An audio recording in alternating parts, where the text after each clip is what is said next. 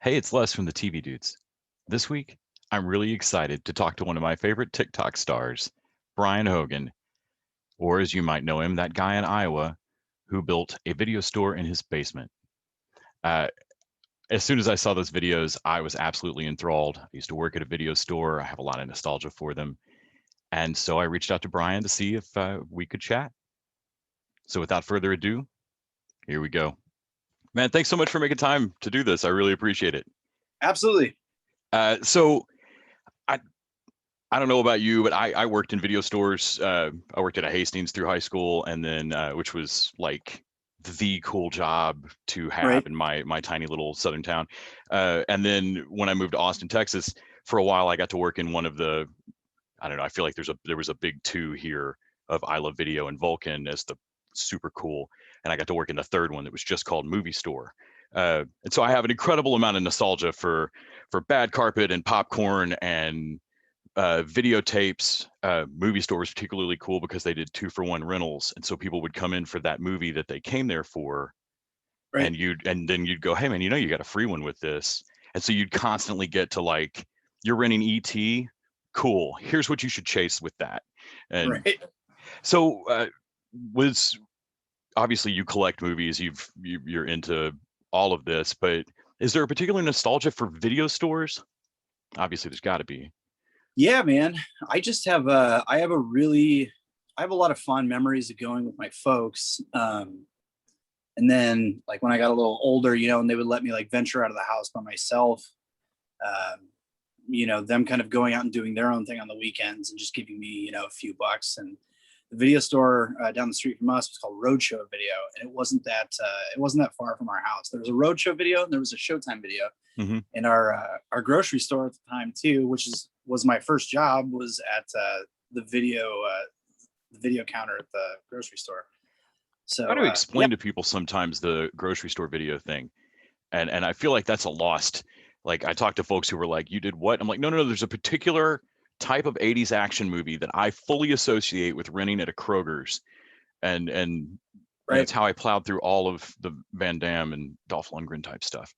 Yeah, and back then, so like at the grocery store, the way they had it set up was I don't know if you remember the old like pegboard, Mm-hmm. and you would Take a little pull the tag. plastic laminate off and take it up to the counter, and they would give you the tape. That's what we had. So I recently watched the last Blockbuster documentary, Yeah. and though it was awesome to watch and definitely brought up a lot of nostalgia, every store I worked at, Blockbuster was Satan. Like Blockbuster was Yeah, the for sure. enemy. Like we would cut up your block, if you would let us cut up your Blockbuster card, we'd give you free rental, uh, Uh, or wipe your wipe a late fee or something. Uh, and so it was really odd to see that, like, obviously that's the last holdout. They were crazy big, but you still actually have a non-Blockbuster video that is nearby you. Is that right? You have a video yeah, warehouse so that's it's, closing down? yeah, so it was opened in 1986, and it's a local family. They had some other locations around Iowa, and they actually own movie theaters. They just built a really great big theater in Waukee that's about 20 minutes from my house. And unfortunately, they're closing the video store and selling the property, so that they can put that money towards keeping the theater open. And it's a fantastic theater. It's great, and I think the video store would have survived, honestly. Mhm. But along with a lot of other businesses, this was just kind of the final nail in the coffin. Yeah, I had Vulcan Video that was, I mean, you could ride a bike to it from my house, which is an amazing thing to me in my 40s now to still have that. And COVID was the final nail in that Yep. coffin. But it That's a really bummer. it really was a very special kind of date night. Even now to intentionally go and pick out a movie. I constantly nerd out about things that are just never going to jump formats. Everybody's, I don't know, if you were a certain type of music nerd, I feel like you definitely have a few bands that were on cassette but didn't make it to CD or didn't make it to streaming and never going to be on Spotify. And Yeah, for movies are the sure. same way.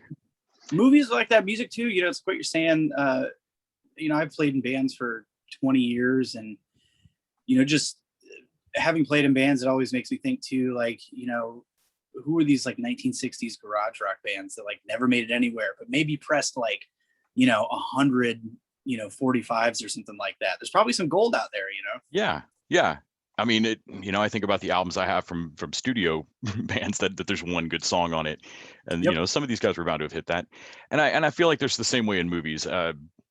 There's just stuff that I'm either never going to see on streaming or somehow lands a little differently for me there was something different about looking at the tape and going, okay, I know there's a crapshoot. This might be the worst horror movie I've ever seen, but that Right. box art is so cool. And Yeah. it doesn't hit me the same when I'm endlessly scrolling for an hour through, Amazon Prime's Gravitas Ventures offerings or something. Yeah, man, those thumbnails are just I mean, I'm guilty of watching Netflix and streaming stuff just as much as Oh, everybody. I watched Last Blockbuster on it. Yeah, those funny enough, I pre-ordered that documentary and I got it in the mail 2 days before it went to streaming on Did you get Netflix. the Blockbuster box and all that? Did it Yeah, come like that? I got it on tape and I got it on Blu-ray too. That's so cool. But I thought it was just hilarious. I got it 2 days before it went to streaming. That's great. But yeah, those flipping through those thumbnails is just it's a completely different experience. That's not there's not a lot there. Mm-hmm. I mean, I feel like it also video stores hit in I was also a comic nerd, but in a little bit different type of nerd, the way record shops, comic shops, video stores existed for a certain group of us who weren't super social, but wanted to go talk about this and share this with friends. Yeah, that was part of the. I think that was the best experience. We were.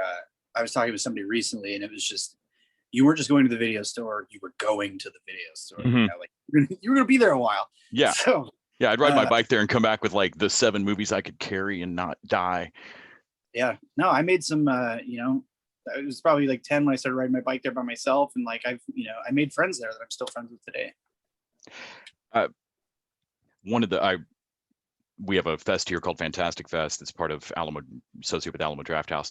And where are you at? You're Austin, in Texas? Yeah, Austin.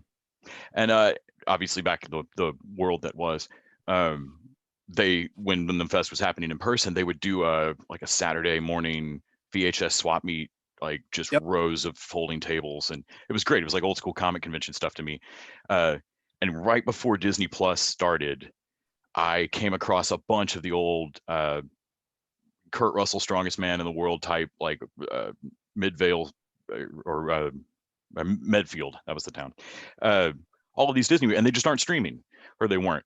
And granted, they dropped on Disney Plus like a month later, but I annoyed everyone who knew me for like a month about how excited I was to have this odd little set of movies on VHS. And of course, I then had to explain that yes, I still had a VCR and all of that. In terms of setting up your video store in your basement, though, I definitely get organizing things on shelves and not having things spilling out of the fridge. But the things that really delight me are the non-essential essentials, the drop slot, the bell that somebody requested, the door, the window, the register. Right. I remember having to replace a register as a manager of a place once, and it was a little bit of an expensive purchase and stuff. Where did the register come from? I'm curious about the barrier of entry on getting that register, considering I know you don't need to charge Aaron for this. Right. So I actually I found a Casio register at this little flea market called Collectomania. And I thought, for some reason, I thought it said the key is at the counter. And so I brought it up there. I purchased it. Then I got home and I realized I didn't grab the key. But then I realized the note on it said there is no key. So I was kind of like out of luck there. So then I ended up getting rid of it. But then I found another one at a thrift store like 3 weeks later. A Casio, also a little newer and smaller, but it actually had the key with it. It worked. So I picked that up for like $5. This entire thing has been really crazy. Oh, that's great. You have no idea how many people are like shitting all over me right now. Like there's a whole Twitter war going on because there's a guy that does like mason work, and he is talking about like taxing the rich, and he's like, I've done mason work before, and that wall alone would have cost $3,000 to build. And like, dude, it's like it's MDF particle board paneling that I got for $20 at Home Depot. Yeah, I saw your mention that you got a, honestly, I thought you were in Austin for a minute because we have a Habitat Restore right up the street. Right. And this looks like something that could be down the street from me and nobody know. And so yeah, I was kind of figuring some of the things would be lucky finds, and so many of them are perfect. My brain honestly filled in the heavy metal door. It took a second watch before I realized, like, oh no, there's a knob, and then it's just enough windows that my brain's filling in Right. like store. Yeah, man, it was a lot of thrifting, a lot of recycling. We have, I don't know if you guys have it, but we have this thing in my town. It's called it's like spring cleaning or curb it day. Mm-hmm. And that's where everybody in the town that I live in, anything you want, you have one day and you could throw it on the curb. Yeah, we have And bulk so, pickup, and it's mad. Yep. So yeah, people come out of the woodwork with trailers and pickup trucks and like, so yeah, that one day out of the year, junk day, I pick up a lot of cool stuff. Sometimes not, but yeah, it's been a project. It wasn't like I spent, $20,000 over, over quarantine on this, like people are thinking. In terms of actually doing this work, I got the feeling the window was a little tricky and maybe the door required some assistance. But what was the surprisingest or most surprising, like, holy crap, I didn't think mounting that little bit would be difficult? Funny thing is I installed windows for 12 years, Mm-hmm. but I've been a barber for the last 10 years and I haven't installed windows in a long time. So I was like, oh, I can totally do this. It'll be like old hat, Yeah. And then I got down there and I was like, God, I don't remember what I'm doing. And so I had to call a buddy of mine to, like, essentially stand there and be like, no, you're doing that wrong, even though I should know what I'm doing because I did it for, the better part of my life. Oh, that's great. Out of the candy shelf, I gotta assume some of those snacks are going away faster than others. I mean, there's really a narrow customer base here. Oh, yeah. What's the snack you keep having to restock? Reese's are always going to go fast. I don't know if that's the same like everywhere, but like, I think that's like the number one Halloween candy in the Midwest is Reese's every single year. So Cups or the pieces? Cups. Yeah. And we have, I have two kids. My oldest is at college right now, but whenever she comes, she's like taking those and shoving them in her, in her coat and stuff. And my youngest is 13 and she's constantly down here snagging those too. So that's great. I know I'm staring at the video bunker that is, I assume, the nerd crown. I'm in like the viewing area right now. So this is all VHS in here. So this has got to be the jewel in the nerd crown for you right now. But I assume somewhere in this bunker is your previous coolest nerd thing you owned. What's the prized nostalgia possession? Is there something in there that, if this were a real video store, would have to be under glass, like Russell Crowe's jockstrap? I have my Close Encounters original one sheet that's signed by Richard Dreyfuss. That's cool. I met him at a con like 10 years ago. That's great. Yeah. I also seen in an interview that you own John Carpenter's Lost Themes 3 on vinyl. I've got 1 and 2 in anthology. Just complete side note, but props for John Carpenter's albums are great. Soundtracks are real big, man, right now. And it makes me happy, because we're talking about things going away, but I think that's, if you're a collector like I am, all these boutiques like, Scream Factory and Vinegar Syndrome. Mm-hmm. Vinegar Syndrome's great.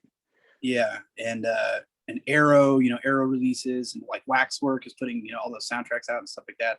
It's nice to see some of those, some of those people pushing out content that, would otherwise be incredibly expensive for, just the average person. Yeah, the Vinegar Syndrome folks had a table at the last couple of Fantastic Fests, and just amazing to go stand there and talk about some deep knowledge into horror and who made these things and the tracking down of people who made one movie one time. Like talking about that band that pressed 500 singles or something and are just lost, like people who forgot they made that movie that summer. Yeah, just and then have it put out in beautiful slipcases for $30 that I can buy. It's Yeah, I fantastic. think if you're going to talk quality between all those boutiques, Vinegar Syndrome definitely has it nailed down. The quality is there. Although there's, like I said, Scream Factory and Shout Hmm. Factory, they put out some fun stuff too. But the quality of like slipcase stuff like that's nowhere near the same. Is there a favorite VHS tape that you got? Is there a movie that you feel like you've maybe got to watch till it breaks? Yeah, man. I don't know. Rutger Hauer's The Hitcher is pretty great. Um, yeah, I don't know.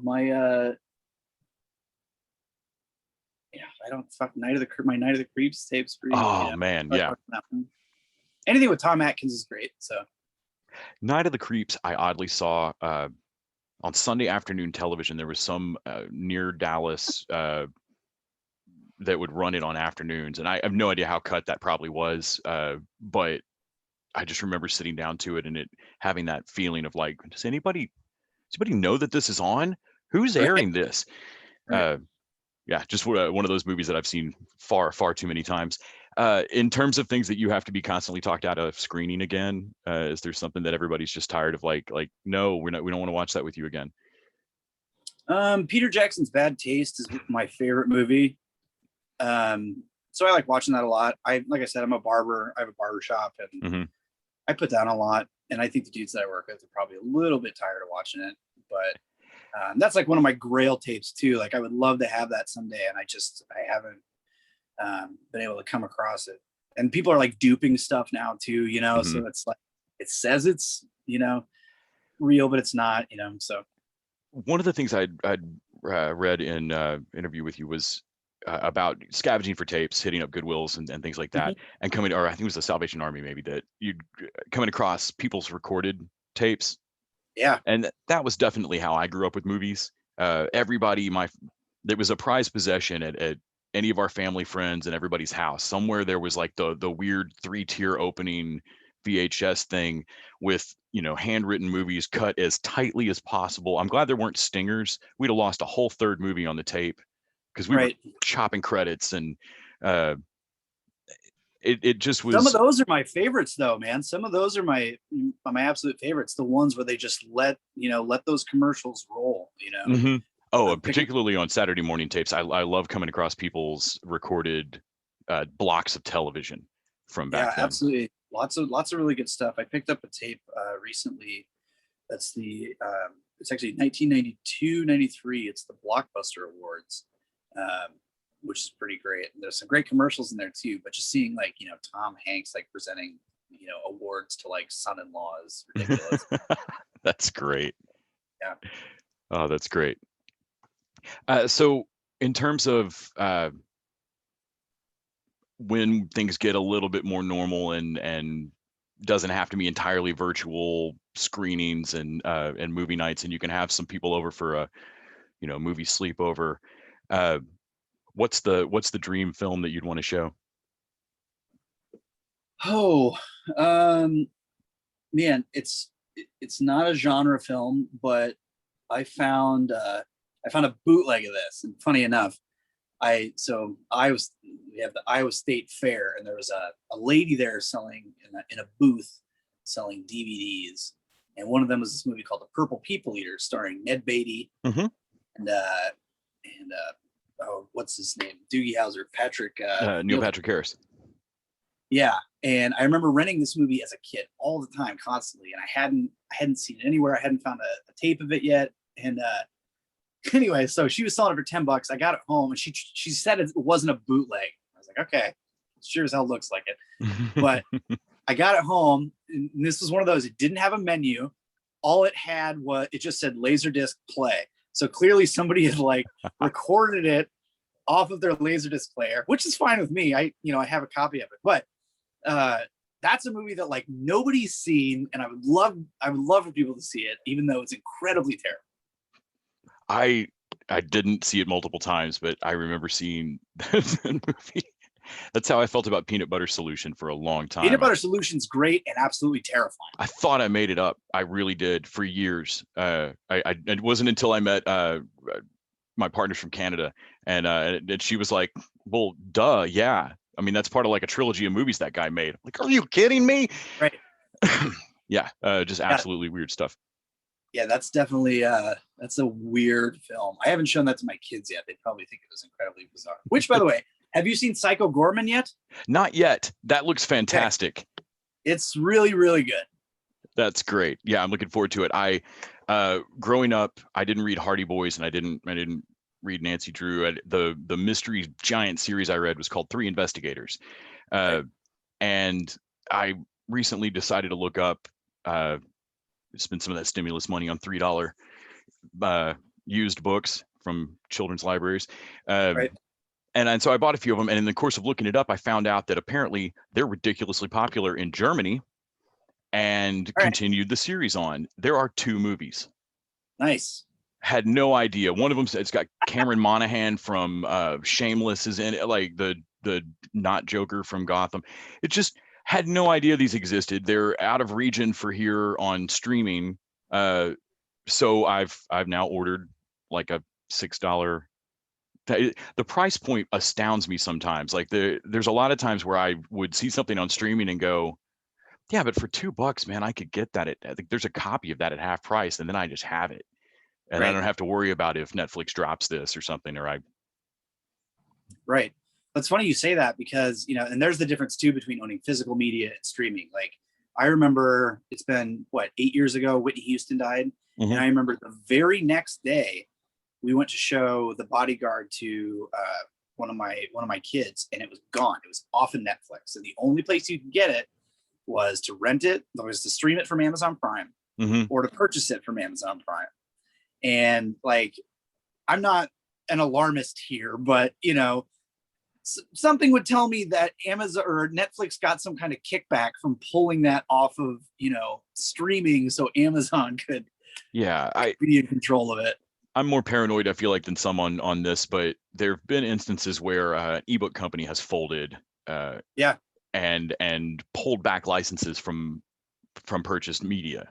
And I want to say Amazon Prime has done that with some of the Spotify-ish kind of, like it's just available to you, and now it's gone.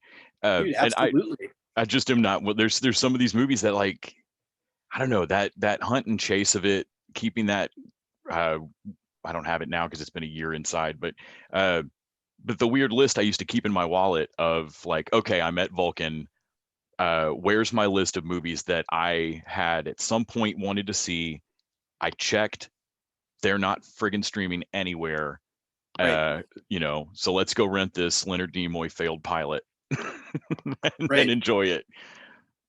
Yeah, there's stuff out there. I don't know. And like with the current climate of where we are, like socially too, there's a lot of stuff that's being deemed questionable, and I'm not saying some films aren't, because there are, but like things are definitely disappearing. I know recently I was reading like a blog post about canceling Ace Ventura, because of some of the way they'll reveal at the end. Yeah. So I don't know. I think that's, I'm not saying whether that's right or wrong, and that's not for me to say, but I think that you should be allowed to have physical media, because I don't like the idea of people telling me what I can and can't see. I in the argument, like things being taken off, like the kids end of Netflix or whatever.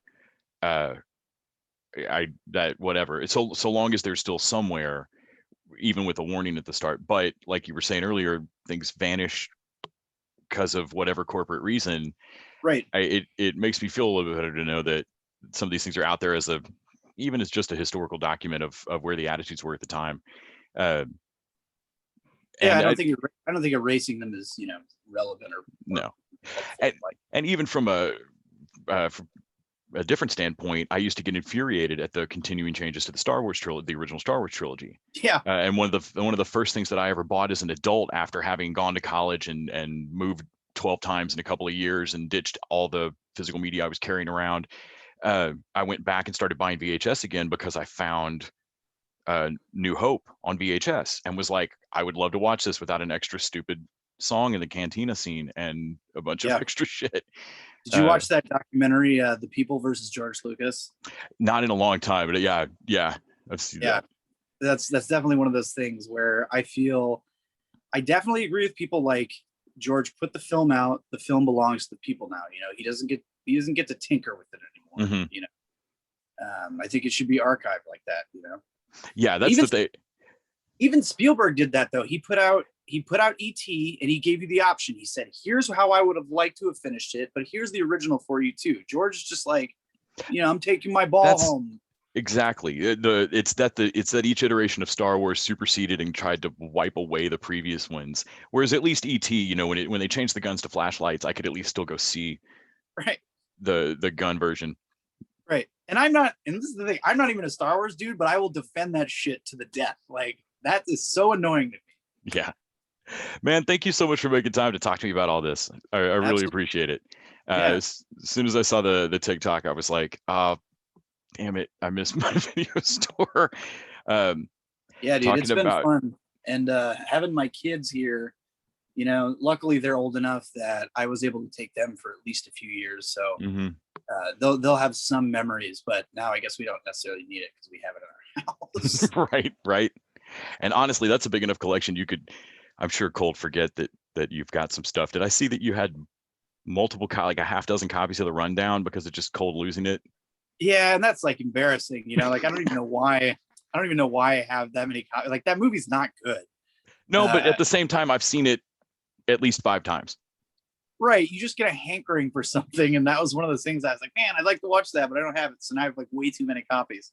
Ridiculous slow motion pan helicopter rant that the guy makes. Yeah, it's just really bad. I don't know. And I think it'll continue. I think my wife's concern is that it'll continue to grow like throughout the basement, which is it's a franchise to other people's homes.